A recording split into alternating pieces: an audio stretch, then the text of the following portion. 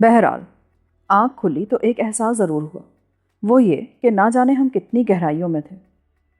اس وقت مناسب روشنی تھی جس سے ان کا احساس ہوتا تھا۔ بہرحال ان لوگوں نے زندہ رہنے کے انتظامات تو کیے ہی ہوں گے۔ میں نے ٹوبو کی طرف دیکھا، وہ سو رہا تھا۔ میں نے اسے جگا دیا۔ وہ اٹھ کر بیٹھ گیا اور پھر چاروں طرف دیکھ کر ایک گہری سانس لی۔ آرام سے سوئے تم؟ نہایت آرام سے باس، صبح ہو چکی ہے۔ ہاں، احساس ہوتا ہے۔ ممکن ہے ہم زیادہ گہرائیوں میں نہ ہوں۔ ابھی کیا کہا جا سکتا ہے باس؟ ویسے یہ وحشی اخلاقیات سے تو واقف نہیں ہوں گے۔ میرا مطلب ہے کہ ناشتہ وغیرہ مشکل ہی ہے باس۔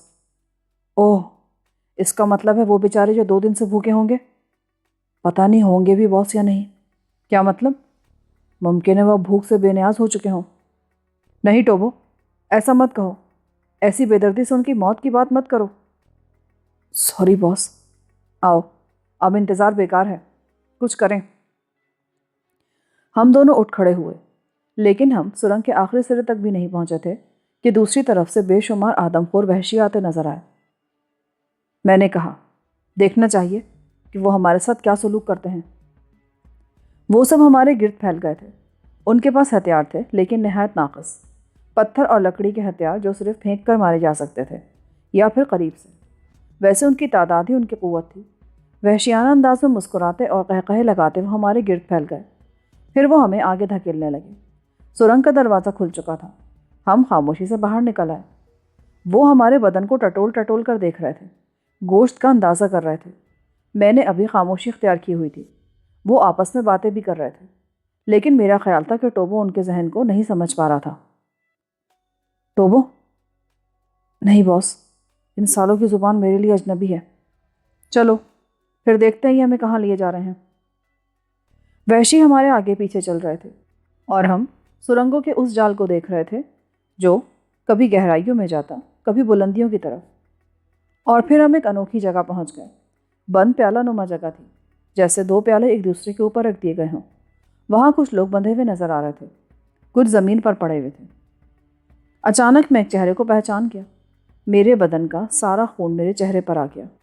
میرے رونگٹے کھڑے ہو گئے۔ میں نے چاروں طرف دیکھا اور دوسرے لوگوں کو پہچاننے کی کوشش کرنے لگا۔ جس شکل کو میں نے پہچانا تھا وہ کرنل ڈکسن تھا۔ میں نے وحشیوں کا حصار توڑ دیا اور دوڑتا ہوا کرنل کے پاس پہنچا۔ ڈکسن کی حالت بہت بری تھی۔ ڈکسن! Colonel Dixon! تم سرفراز؟ وہ آنکھیں پھاڑ پھاڑ کر مجھے گھورنے لگا۔ اس نے مجھے بڑی مشکل سے پہچانا تھا۔ ہاں کرنل، آپ؟ او سرفراز، میرے بیٹے، تم بھی؟ نواب فیروز الدین کہاں ہے کرنل؟ میں نے ہذیانی انداز میں پوچھا۔ وہ اب ہمارے ساتھ نہیں ہے۔ کیا ہوا انہیں؟ لمبی کہانی ہے، کیا کرو گے سن کر؟ اب کیا فائدہ؟ وہ زندہ ہے کہ نہیں؟ ہاں، جب ہم سے جدا ہوئے تو زندہ تھے۔ اور کوثر، ان کی بیٹی؟ ہاں، وہ بھی زندہ تھی۔ تو کیا وہ یہاں آپ کے ساتھ نہیں آئے؟ نہیں۔ اوہ! میں نے گہری سانس لی۔ میری حالت سنبھل گئی تھی۔ نواب صاحب جس حال میں بھی ہوں، بہرحال ان آدم خوروں کے قبضے میں نہیں آئے تھے۔ وحشیوں نے مزید کوئی قدم نہیں اٹھایا۔ شاید وہ ہمیں یہاں تک پہنچانے ہی آئے تھے۔ چند منٹ بعد وہ وہاں سے چلے گئے، گویا یہ پیالہ قید خانہ تھا۔ تب میں نے ڈکسن کی طرف دیکھا، پھر دوسرے لوگوں کی طرف۔ سب شکلیں جانی پہچانی تھیں۔ ان میں اینجلا بھی شامل تھی۔ وہ زمین پر لیٹی تھی اور اس کی آنکھیں بند تھیں۔ چند دوسرے لوگ بھی نیم مردہ حالت میں زمین پر پڑے ہوئے تھے۔ بھوکے ہوں گے کرنل آپ؟ اوہ، تم نہیں جانتے سرفراز، تم نہیں جانتے۔ تم ان لوگوں کے چکر میں کب آئے؟ آپ لوگ پرسوں رات قید ہوئے ہیں نا؟ ہاں، پر تمہیں کیسے معلوم؟ آپ نے ان لوگوں پر فائرنگ کی تھی؟ ہاں۔ کیا تم اس وقت آزاد تھے؟ ہاں، مگر افسوس میں کسی طور پر آپ کی مدد نہیں کر سکتا تھا۔ تمہارے دوسرے ساتھی؟ آپ کی مراد سیاہ فاموں سے ہے؟ ہاں، وہی تو تمہارے ساتھ تھے۔ اب صرف ٹوبو باقی رہ گیا ہے۔ اوہو، اور باقی لوگ؟ نہیں، وہ سب خیریت سے ہیں، ہم نے انہیں چھوڑ دیا تھا۔ لیکن کرنل، آپ کے اور آپ کے ساتھیوں کی یہ حالت میرے لیے حیرت انگیز ہے۔ نواب صاحب آپ سے جدا کیوں ہو گئے؟ اور چند لوگ اور بھی ہیں جو نظر نہیں آ رہے. احمد آفندی بھی نہیں ہے. طویل کہانی ہے، سنو گے؟ حرجی کیا ہے اگر آپ کو کوئی اعتراض نہ ہو. نہیں، اب تو تمام کہانیاں بے مصرف ہو چکی ہیں. ہم زندگی کی بازی ہار چکے ہیں. اوہ کرنل، آپ ایک باہمت انسان ہیں. ہاں، لیکن اس کے ساتھ ساتھ حقیقت شناس بھی ہوں میں. کیا مطلب؟ وہ دیکھو، اس کونے میں خون کے کچھ دھبے اور نوچی ہوئی ہڈیاں. وہ کھوپڑی. جانتے ہو یہ لوگ کون ہیں؟ کرنل نے ایک طرف اشارہ کیا اور میں نے چونک کر پیالہ نما قید خانے کے اس کونے کی طرف دیکھا جس طرف کرنل نے اشارہ کیا تھا. وہ کیا ہے؟ ہاورڈ، میکلین، گلڈر اور سب کی. کرنل ڈکسن پراسرار آواز میں بولا. یہ چاروں ہمارے ساتھ تھے. ہمارے سامنے انہیں زمین پر گرایا گیا. ان کی گردنیں کاٹ کر خون کی اچھلتی ہوئی دھاروں سے گھونٹ بھرے گئے اور پھر ان کے گوشت کی بوٹیاں آپس میں تقسیم کر لی گئیں. دیکھو، انہوں نے اپنے تیز دانتوں سے ان ہڈیوں سے گوشت کس طرح صاف کیا ہے. اور یہ سارا ڈرامہ ہمارے سامنے ہی ہوا تھا. کچھ عرصے کے بعد ہم سب بھی اسی حالت کو پہنچ جائیں گے. ہماری ہڈیوں کے ڈھیر بھی کسی کونے میں پڑے ہوں گے. چنانچہ کہانی سننے سے کیا فائدہ؟ اوہ مسٹر ڈکسن، پلیز اس طرح ہمت مت ہاریں. میرے بچے، تم نے وہ منظر نہیں دیکھا جو میں دیکھ چکا ہوں.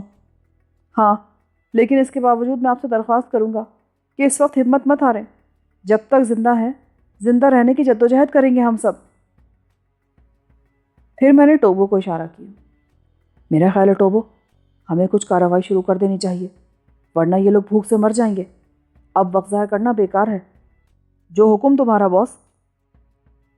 کرنل ڈکسن ہماری باتیں سن رہا تھا. وہ کمزور آواز میں بولا. کیا کر سکتے ہو تم ان لوگوں کے خلاف؟ یہ چیونٹیوں کی طرح بھرے پڑے ہیں. اگر تم ان سے جنگ بھی کرو گے تو کتنوں کو مار سکو گے؟ کرنل ڈکسن، میرا نام سرفراز ہے. براہ کرم آپ میرے ساتھ تعاون کریں. ہم تو نیم جان ہو چکے ہیں، ہم کیا کر سکیں گے؟ آپ ان سب کو اپنے قدموں پر تو کھڑا کریں.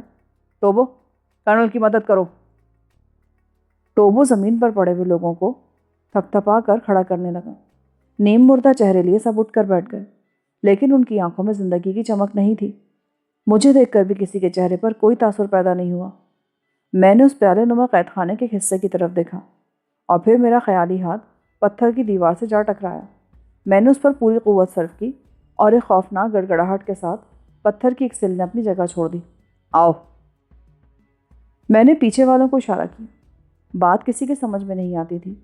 لوگ یہ غور بھی نہیں کر سکتے تھے کہ یہ غیر مانوس دروازہ کس طرح بنا. ہاں، بھورے رنگ کے آدم خور بونے اس غیر متوقع آواز پر دوڑ پڑے تھے. تب میری انگلیاں پھیلنے لگی اور میں نے ٹوٹی ہوئی سل کو خیالی شکنجے میں جکڑا اور بونوں پر دے مارا. بے شمار چیخیں بلند ہوئیں.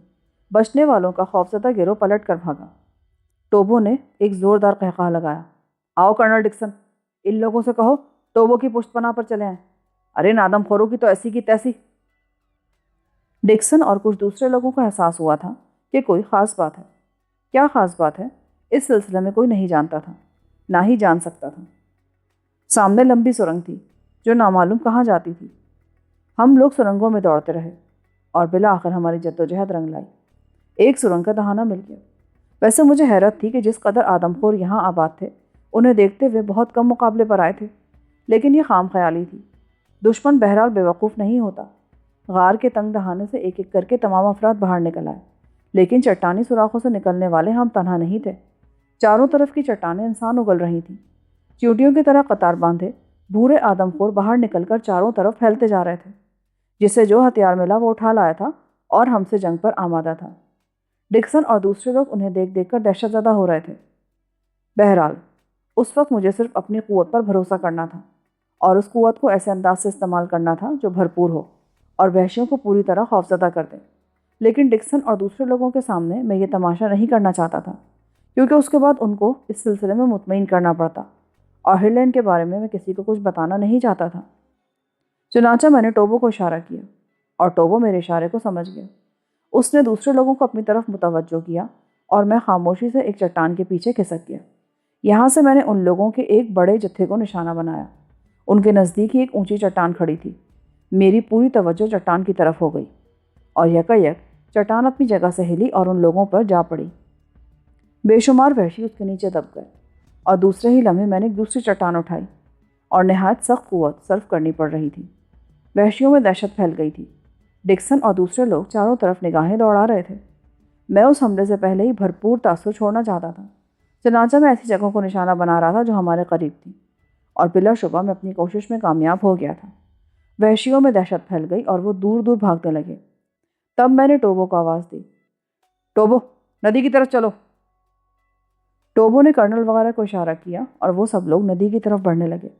میں راستہ صاف کرنا چاہتا تھا اور اب ان لوگوں کی شکلیں پر کسی قدر سکون کے آثار نظر آنے لگے تھے۔ وہ تیزی سے پیچھے ہٹ رہے تھے اور اب میں ان لوگوں کے سامنے آ گیا تھا۔ ڈکسن تیزی سے میرے قریب پہنچ گیا۔ یہ کیا ہو رہا ہے سرفراز؟ آپ پیچھے ہٹتے رہے کرنل، ان لوگوں سے جتنے زیادہ دور نکل سکتے ہیں نکل جائیں۔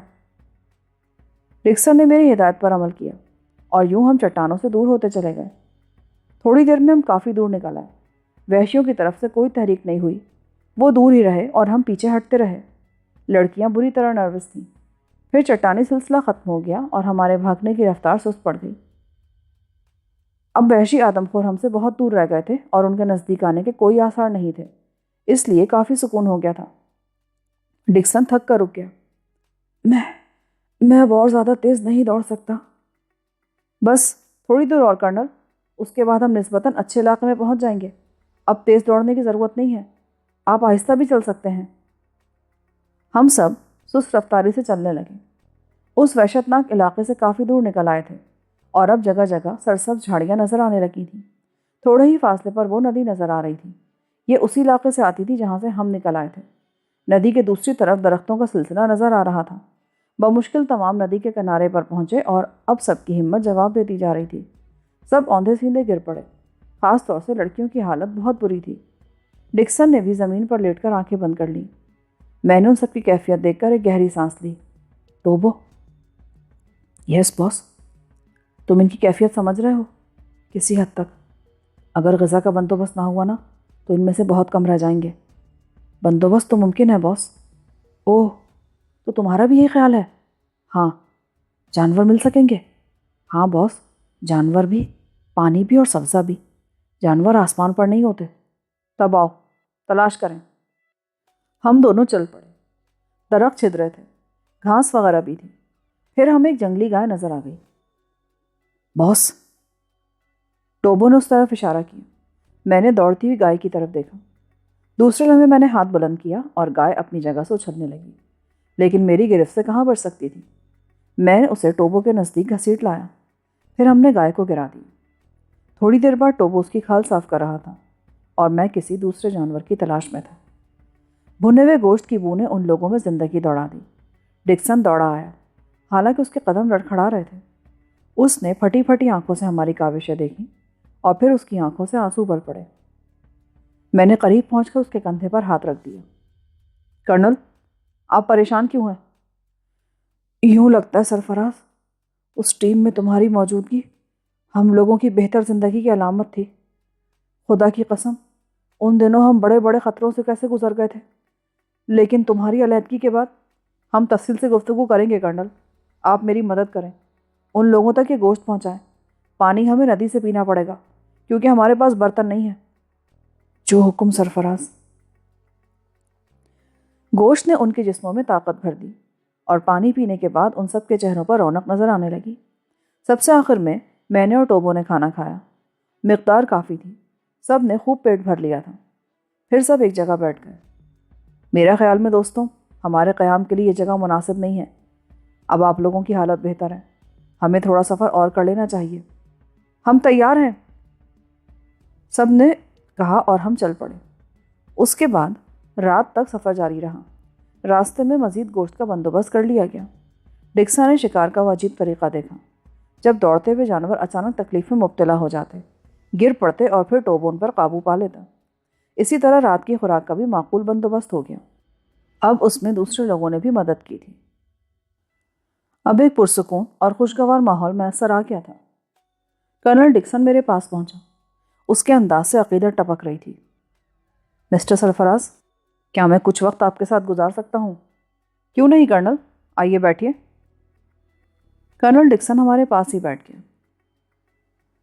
میرے بیٹے، میں بھی ان شرمندہ لوگوں میں شامل ہوں جو تمہاری جدائی کے بعد پشیمان ہوئے تھے، لیکن بعض زبانوں نے کھلے الفاظ میں اعتراف کیا کہ جس دن سے تم گئے پارٹی کا شیرازہ منتشر ہو گیا۔ گزری باتیں کرنل، یہ سب جانے دیں۔ میں نے اعتراف کیا ہے، اب اس بات کو ذہن سے نکال دیں۔ یہ تمہاری بڑائی کا ایک اور ثبوت ہے۔ میں نے دیکھا تم نے شطرنج کھیلی اور یوں کھیلی کہ بات عقل سے باہر ہو جاتی۔ کچھ سمجھ نہیں آتا تھا کہ کون سی چالیں چلی جا رہی ہیں۔ پھر ہم سب نے دیکھا کہ تمہاری وجہ سے ایسی آفات ٹلی جن میں ہلاکت لازمی تھی، مثلاً ہاتھیوں کا طوفان۔ اور پھر اس وقت جب شکار سے مایوس ہوئے تو تم نے شکار کے ڈھیر لگا دیے۔ تمہاری کون کون سی بات کا اعتراف کیا جائے؟ شکریہ کرنل، تم عزتوں کے بھی محافظ بنے، لیکن ہر دل احساس کمتری کا شکار ہو چکا تھا، کیونکہ کوئی بھی تم جیسا نہیں تھا۔ جانے دیں، مجھے ان لوگوں کے بارے میں بتائیے، میں ان سب کے بارے میں معلوم کرنا چاہتا ہوں۔ ہیروں کی چمک، ہیرو کی چمک انسان کو سارے رشتے فراموش کرنے پر مجبور کر دیتی ہے سرفراز۔ فیروز الدین نے بھی دوست کھو دیے۔ کیا آپ لوگوں میں کوئی اختلاف ہو گیا تھا؟ ہاں، اور اس کا روح روا فرزان عامری تھا۔ اوہ، وہی جس کی کہانی سنائی گئی تھی؟ ہاں، اسی کی بات کر رہا ہوں۔ تو آپ اس تک پہنچ گئے تھے؟ ہاں، اور اس وقت تک ہمارے درمیان کوئی اختلاف نہیں تھا۔ بظاہر فرزان ایک اچھا انسان تھا، لیکن نہ جانے کہ اس کی فطرت میں عصبیت گھل گئی تھی۔ اس کا رویہ میرے ساتھ ٹھیک نہ رہا اور بالآخر اس نے ہم لوگوں میں دو گروہ کرا دیے۔ بڑا دکھ ہوا تھا فیروز الدین کو چھوڑ کر۔ ہم لوگوں میں کوئی جھگڑا نہیں ہوا، بس طے پایا تھا کہ ایک دوسرے سے دور رہ کر قسمت آزمائی کریں۔ ہاں، فیروز نے یہ ضرور کہا تھا کہ اگر مستقبل میں ہمارے راستے ملے تو ہم دشمن کی طرح ملیں گے۔ کیا ہو کیا گیا تھا نواب صاحب کو؟ دوستوں کا بچھڑ جانا بڑی بدقسمتی ہوتی ہے۔ فرزان کے اس وحشی لڑکے کا کیا ہوا؟ وہ بھی ساتھ تھا۔ انہوں نے نیتیکاج کی روانگی کی تیاریاں مکمل کر لی تھیں۔ اب یہ تو خدا ہی جانے کہ وہ کہاں تک پہنچے۔ بہرحال کرنل، حالات ہمارے تابع نہیں ہوئے ہیں۔ اب آپ کا کیا پروگرام ہے؟ یقین کرو، میں اکتا گیا ہوں۔ اگر حالات ساتھ دے سکے تو میں واپسی کا سفر اختیار کرنا چاہتا ہوں۔ در حقیقت ہیروں کی چمک زندگی سے بہت دور کر دیتی ہے۔ مجھے بے حد افسوس ہوا۔ آپ کے ساتھیوں کا بھی یہی پروگرام ہے کیا؟ میں کسی کے بارے میں کچھ نہیں کہہ سکتا، لیکن میرا خیال ہے ان کی زندگی تو اب ایک نئی حیثیت رکھتی ہے۔ یقین کرو، ہم میں سے کسی کو زندگی کے چند لمحات سے زیادہ ہونے کا احساس نہیں تھا۔ یہ حالات قدرت کے بس میں ہوتے ہیں۔ ویسے میں آپ لوگوں کو ایک پیشکش کرنا چاہتا ہوں۔ وہ کیا؟ یہ طویل عرصہ میرے لیے بھی گوناگو تجربات کا رہا ہے، لیکن میں نے حالات سے شکست قبول نہیں کی۔ میں اس منبع تک پہنچنا چاہتا ہوں جو میرا نصب العین ہے۔ اگر آپ میرا ساتھ پسند کریں تو میری پیشکش قبول کر لیں۔ کرنل نے میری بات سن کر سر جھکا لی۔ میرے سامنے میرا متعین کردہ کوئی راستہ نہیں ہے۔ میں آپ کی ہر طرح سے مدد کر سکتا ہوں۔ مجھے آگے لے جانا چاہتے ہو سرفراز؟ ہاں، میں یہ کہہ کر خواہ بننے کی کوشش نہیں کروں گا کہ میں ہیرو کا تصور چھوڑ چکا ہوں اور اب صرف تمہارے کہنے پر ساتھ چلوں گا۔ لیکن بیٹے، ایک بات میرے ذہن میں ضرور ہے۔ وہ کیا؟ تم انوکھے انسان ہو، میں تمہیں بے حد پسند کرتا ہوں، اور تم میرے اور ان سب کے باس بھی ہو۔ میں یہ چاہتا ہوں کہ ہم اس بارے میں کھل کر گفتگو کر لیں۔ نہایت مناسب بات ہے یہ۔ تم اسے میری توہین تو محسوس نہیں کرو گے؟ نہیں، میرے خیال میں یہ اچھی بات ہوگی۔ میں ان لوگوں کا عندیہ لے لوں گا، ان میں سے کون کون ہمارے ساتھ جائے گا، اور انہیں تمہاری پیشکش بھی بتا دوں گا۔ تو تم مجھے اس بارے میں بتاؤ۔ آپ خود ہی فیصلہ کر لیں کرنل۔ تو پھر سنو، اس مہم کے سلسلے میں جو تمہارا مشن ہے وہ تو حیثیت ہی دوسری رکھتا ہے۔ ہم یا کوئی اور اس میں مداخلت کی جرات نہیں کر سکتے۔ ویسے یہ پارٹی جس وقت چلی تھی اس وقت سے لے کر اب تک تمہاری پوزیشن سب سے زیادہ مضبوط رہی۔ تم نے پارٹی کی مدد کی اور پارٹی سے علیحدہ ہونے کے بعد بھی کامران رہے، جبکہ ہم زندگی کے راستوں سے ہٹ کر موت کے جھپڑوں میں داخل ہو گئے تھے۔ وہ تقدیر کی بات ہے کرنل۔ بے شک، لیکن فہم و فراست بھی ٹھوس حقیقت رکھتے ہیں۔ ہم سب نیتیکا چلیں گے۔ اگر قسمت نے یاوری کی تو کامیاب ہوں گے۔ ہیروں کے حصول کے بعد ان کے دو حصے ہوں گے، ایک حصہ تمہارا ہوگا اور دوسرا ہم سب آپس میں تقسیم کر لیں گے۔ میرے خیال میں یہ کافی ہے۔ تم ہم سب کی رہنمائی کرو گے، ٹھیک ہے؟ بزرگ کی حیثیت سے میں آپ کو ترجیح دوں گا کرنل، لیکن اس کے لیے تم بہتر ہو۔ مجھے اعتراض نہیں ہوگا۔ تمہارے ساتھ جانے والے تمہارے احکامات کی تعمیل کریں گے، جن میں میں بھی شامل ہوں گا۔ ٹھیک ہے کرنل، میرے احکامات ہی کیا ہوں گے، سوائے اس کے کہ پارٹی میں کوئی ایک دوسرے پر فوقیت لے جانے کی کوشش نہ کرے۔ ہر شخص ڈسپلن کا پابند ہو، اسی میں ہم سب کی بہتری پوشیدہ ہے۔ نہایت مناسب ہے۔ اس کے علاوہ ہمیں خوراک کی فراہمی کے لیے جدوجہد کرنا ہوگی، پانی کا بندوبست رکھنا ہوگا۔ دراصل میں چاہتا ہوں کہ ہم سفر کریں، لیکن ان مردہ انسانوں کی مانند نہیں۔ انہیں دیکھ کر یہ احساس ہو کہ وہ زندگی سے بیزار ہیں اور کوئی بڑی مصیبت اس صحرا میں انہیں گھسیٹ لائی ہے۔ اس بارے میں آپ کا کیا خیال ہے؟ میں تمہاری ایک ایک بات سے متفق ہوں۔ مردہ دلی جدوجہد کی مقابل ہوتی ہے۔ ہم سب زندہ ہیں، اپنی مرضی سے یہاں آئے ہیں، تو پھر اداس کیوں رہیں؟ بالکل ٹھیک۔ تو بس کرنل، آپ ان تمام لوگوں سے بات کر لیں، اس کے بعد ہم نیتیکا کا سفر شروع کر دیں گے۔ تو مجھے اجازت دو۔ میں نے گردن ہلا دی۔ کیا خیال ہے ٹوبو؟ بالکل ٹھیک ہے باس۔ تمہیں تو کوئی اعتراض نہیں؟ ارے نہیں باس، یہ لوگ ساتھ رہیں گے تو ہنگامے ہوں گے، قہقہے لگیں گے۔ ٹھیک ہے۔ پھر کرنل ڈکسن نے میرے پاس آ کر سب کی آمادگی کا اظہار کر دیا۔ جتنے افراد اس ٹیم میں شامل ہیں، سب تمہارے اوپر مکمل اعتماد کرتے ہیں اور تمہارے ہر حکم کی تعمیل کے لیے ہمہ وقت وہ تیار رہیں گے۔ یوں سمجھو سرفراز کہ تمہارے ان الفاظ نے انہیں ایک نئی زندگی بخش دی ہے۔ اور پھر ہم نے ایک متعین کیے ہوئے راستے پر سفر طے کرنا شروع کر دیا۔ میں نے پہلا حکم یہ دیا کہ جہاں شکار نظر آئے اسے شکار کرنے کی کوشش کی جائے۔ خوراک کا معقول ذخیرہ ہمارے ساتھ ہونا چاہیے۔ بس پھر کیا تھا؟ جوانوں کی آنکھیں صحراؤں میں بھٹکنے لگیں، رفتار تیز ہو گئی، اور جب دور سے درختوں کا سلسلہ نظر آیا تو گویا سب دوڑ پڑے۔ انوکھی بات ہے سرفراز، تم یقین کرو یہ سب اس طرح زندگی بسر کر رہے تھے جیسے ان کے جسموں سے جان نکل گئی ہو، لیکن اب تو ان کی کیفیت ہی دوسری ہے۔ میں بے حد خوش ہوں۔ میں بھی خوش ہوں کرنل۔ او دیکھو، شاید انہوں نے کچھ شکار کیا ہے۔ کرنل نے ایک طرف اشارہ کیا اور ہم نے ایک دلچسپ منظر دیکھا۔ سب کے سب بیچارے ہنستے تھے۔ شکار کرنا ظاہر ہے اس وقت کوئی آسان کام نہیں تھا، لیکن وہ جس انداز میں کوشش کر رہے تھے وہ بے حد دلچسپ تھا۔ انہوں نے ایک بڑی سینگوں والی نیل گائے کے گرد گھیرا باندھ لیا تھا۔ نیل گائے کافی خونخوار تھی، تندرست بھی تھی، لیکن اتنے آدمیوں کو دیکھ کر وہ گھبرا رہی تھی۔ وہ لوگ اس کے گرد اپنا حصار تنگ کرتے جا رہے تھے، یہاں تک کہ نیل گائے تھک گئی اور وہ سب اس پر پل پڑے۔ نہ جانے کس طرح انہوں نے اسے ذبح کیا، اور یوں انہوں نے اپنا پہلا شکار ہمارے قبضے میں دے دیا۔ 3-4 جوان نیل گائے کو لٹکائے ہوئے لا رہے تھے، اور دوسرے جوان مزید شکار کی تلاش میں آگے بڑھ رہے تھے۔ شام ہوئی تو شکار کا ایک بڑا ذخیرہ ہمارے پاس موجود تھا۔ کرنل اور ٹوبو ان لوگوں کو گوشت محفوظ کرنے کے مشورے دے رہے تھے، اور رات کے کھانے پر اس ویرانے میں خصوصی ڈش کا بندوبست کیا جا رہا تھا جو بغیر مرچ مسالے کی تھی، لیکن یہ پھیکا گوشت بھی مزہ دے گیا۔ رات کے کھانے کے بعد ڈکسن میرے پاس آیا۔ ہیلو بگ باس۔ ہیلو کرنل، سب ٹھیک تو ہے نا؟ بالکل۔ رات کا کھانا تو بہت ہی عمدہ تھا، لیکن کیا ہم چائے نہیں پی سکتے؟ پی سکتے ہیں کرنل۔ کیا مطلب؟ آپ سے کچھ باتیں بھی کرنا تھیں۔ ہاں ہاں، میں تیار ہوں۔ تو آئیے اس طرف بیٹھیے۔ یہ لوگ کیا کر رہے ہیں؟ انہوں نے لکڑیوں کا ذخیرہ جمع کیا ہے، آپ انہیں جلائیں گے نہیں؟ عمدہ جا رہے ہیں، میں بھی یہی چاہتا تھا۔ بھائی، تم جیسا انسان ساتھ ہو تو ہماری صلاحیتیں بڑھ جاتی ہیں۔ آپ شرمندہ کر رہے ہیں؟ نہیں، حقیقت بیان کر رہا ہوں۔ ہاں تو آپ چائے کی بات کر رہے تھے۔